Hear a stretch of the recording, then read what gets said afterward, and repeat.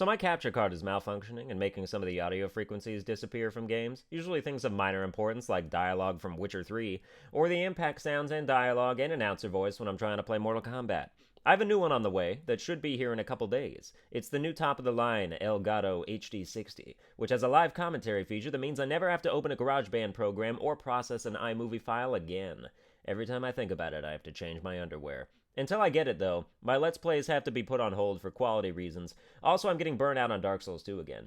I played Minecraft with my friend for 3 hours last night, and you can all preemptively fuck off with your judgments.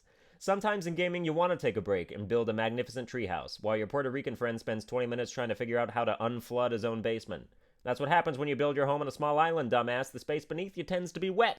I leave my towering treehouse for 2 minutes to check on whatever bullshit he's up to. Come back, it's infested with the most acrobatically inclined cows and sheep I've ever seen. How do you climb vines, cows and sheep? What witchcraft is the source of your strength? Allow me to interrupt myself by saying that I don't like Minecraft.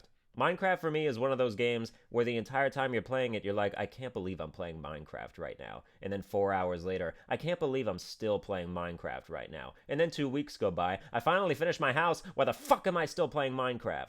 Screw survival mode, though. 2 years ago, I built a skyscraper where every floor had a distinct and cool pattern made of different colored wool. 10 floors that skyscraper was. It was a goddamn masterpiece, and I wish I still had pictures of it. I built it in creative mode, and then one day I'm like, I want to try survival mode and have this huge house to come back to and be safe. As soon as I load the game in survival mode, about 60 creepers decide to populate every floor of my building, even though I went ham on my torch placement, and they fucking blew it to smithereens, and I cried. So survival mode is bullshit. And I am genuinely pissed that there are 49 Minecraft YouTube channels that each have over 1 million subscribers, plus the dozens more that surpass 500,000. It doesn't make me bitter. They've been wasting people's time for like 30 years while I've only recently stepped into a grossly oversaturated market. Not all Minecraft videos are garbage, though. The ones that showcase some sort of like impossibly time-consuming structure or creation that looks amazing, or those roller coaster videos, those are cool. But how the fuck do you get 3 million subscribers by hosting 4-player death matches in a game where there's one attack button? I will never understand. It must be time for fake facts. Question 1 comes to us from Time-Consuming 889, who asks the super meaty question, what games would you most like to see sequels or digital remasters for? A question with so many avenues for discussion deserves a hefty answer, which I am prepared to give. Let's talk about the obvious remaster pick first, Skyrim for PS4. Yes, of course, right? It's too bad they'll never do it because they'd be digging Elder Scrolls Online's premature grave. And that's their mistake, because releasing that game to consoles was a significantly weaker idea than it would have been to remaster Skyrim for PS4 and give it co-op. Skyrim with online co-op, Dying Light's co-op? Are you kidding? That would be the end of games. No further games would ever need to be released. But it's a pipe dream, of course. Another popular conceptualization that gets thrown around is the idea of a Pokemon MMO. It's easy to just say the words Pokemon MMO if you want an instant erection, but you have to think about how easy it would be for something like that to be mishandled.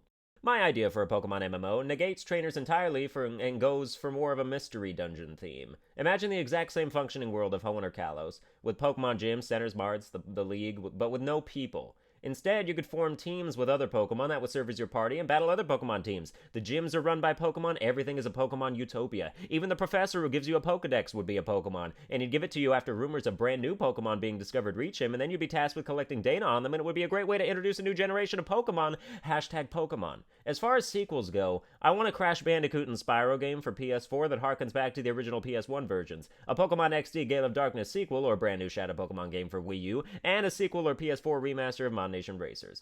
You ask a 10-year-old that question, and you hear something dumb like Minecraft 2. Why would they ever need to do that? Minecraft is already basically a sequel of its original self. They've added so much shit to it. I really want a PS4 Crash Bandicoot game because I feel like there's a lot of wasted potential in the Relic time trial levels that could really benefit from online leaderboards. Yeah, online. That could become a big community speedrunning thing. Anyway, next question.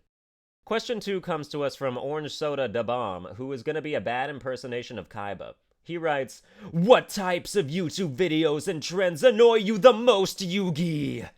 It's bad, I prefaced it correctly. Recently, I've been seeing amongst the less popular YouTube channels a trend of videos that I find borderline insulting to the community. They're FAQ videos like this one is, but what they'll do is webcam themselves asking a 4 or 5 second generic bullshit question to the camera, and then that's the whole video. They answer the question in the description, that thing most people wouldn't read if they had a gun to their heads, and then invite their viewers to post their own opinions in the comments. That shit is so asinine, I had to describe it with a word commonly used in the 15th century. And who's liking these videos? Who clicks on a video, watches this, who are your favorite video game characters? And then goes, well, I quite enjoyed that, I'm gonna give it a thumbs up. Who is your least favorite YouTuber? You fat Mexican. Maybe I'm being too specific. I also think shout-out videos are annoying. Hey, this guy's really cool. You should check him out. He makes great videos, and he deserves a lot more subscribers. I'm subscribed to you. I didn't sign up for a 6-for-1 deal with your entire posse of misguided children. If you're wondering why I'm subscribed to children, me and my friend like to find terrible channels and watch them ironically together and make fun of them. It's a good time. You should try it if you're funny. It's harmless fun. It's not like Sunburned Albino is leaving mean comments and trolling early teenagers. That's what separate accounts are for. I'm kidding, I don't do that. But it totally feels like something I'd enjoy, so don't count me out yet. We're not surprised I'm an asshole by this point, right? Sometimes I get tired of lying about certain dispositions. Asshole isn't even an insult anymore, it's just a method of identification, like feminist or socialite. But let's be clear and specific about this. To be an asshole, you have to be funny. If you exhibit the qualities of an asshole but you're not funny, then you're just a douche, and that's a terrible thing to be. Any YouTube video that's like a challenge that involves food or drink, nobody wants to know how many apples you can stuff up your rectum. We're frankly disturbed you would even wager a guess. Oh, and reaction videos. My 4-year-old daughter reacts to seeing something scary on TV.